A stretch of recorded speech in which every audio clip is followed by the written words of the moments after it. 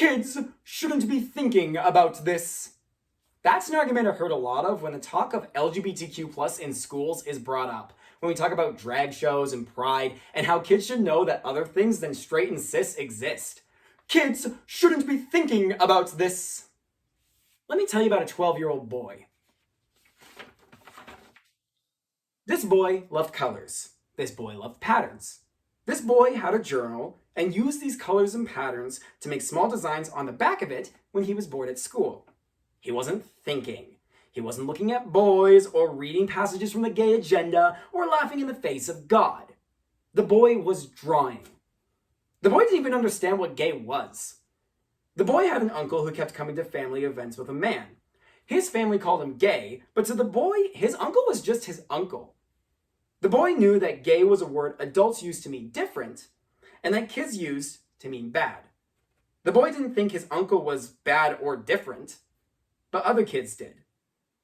Eventually, the boy learned gay meant you didn't like girls like other boys did. Like normal boys did. The boy knew gay meant you were different, but his family said it wasn't bad. But other kids said it was. And the boy just liked colors. Rainbow colors. And he covered the back of his journal with them. So when the boy took his journal out of his bag one day and found 2 words in big black letters on the back that he didn't write, the boy didn't know that the rainbow was more than just colors to some. The boy had never thought of another boy in any way but another boy. But it didn't matter. Now, the boy didn't have a choice to not think about this. Kids shouldn't be thinking about this. But they will. Especially when they've been marked as a gay guy. It didn't matter the boy rejected this. It didn't matter the boy refused to think about his sexuality until high school. It didn't matter the boy would eventually have the support from other different people to look inside and now confidently can say he is a gay guy. Because the boy had to think about it. And because of one event, he felt he had to think about it alone. You see, the problem with this point is you can't have a kid grow without learning. A kid can't learn without thinking. And when kids are prevented from thinking, you don't stop any grooming or converting. Your protesting prevents accepting. The shouting taints the loving. And your crying and fearing built on misunderstanding only stops kids, like you stopped the boy, from learning that different doesn't mean bad. And we've heard your additional points, your other arguments, your desperate pleas of care for the children to cover your blackened hearts. Well, it should be left up to the parents.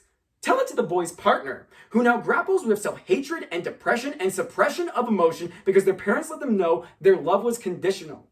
That their love would be lost if the boy's partner loved people like him. Kids are too young to understand these things.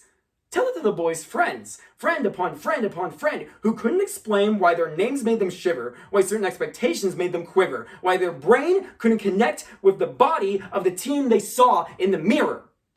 Kids shouldn't be thinking about this? Well, kids shouldn't be thinking about why they are hated for loving differently, why they should be ashamed for displaying androgynously, why they aren't allowed to speak, shut your eyes and cover your ears and stay in your boxes when they just want to be seen. Kids shouldn't be thinking about hate, but they do, because they're different, and that's bad. I can tell you now that the boy is okay.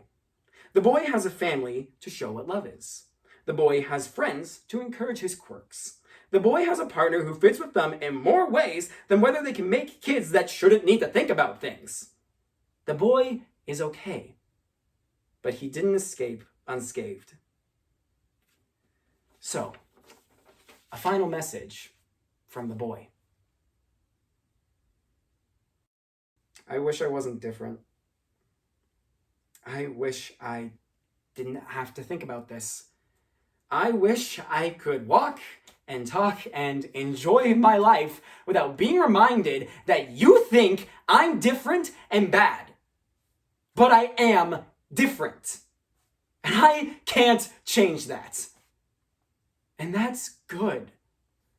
And you don't want kids to think about this? Fine. I'm not a boy anymore. I've been thinking a lot. And I've got a lot to say now.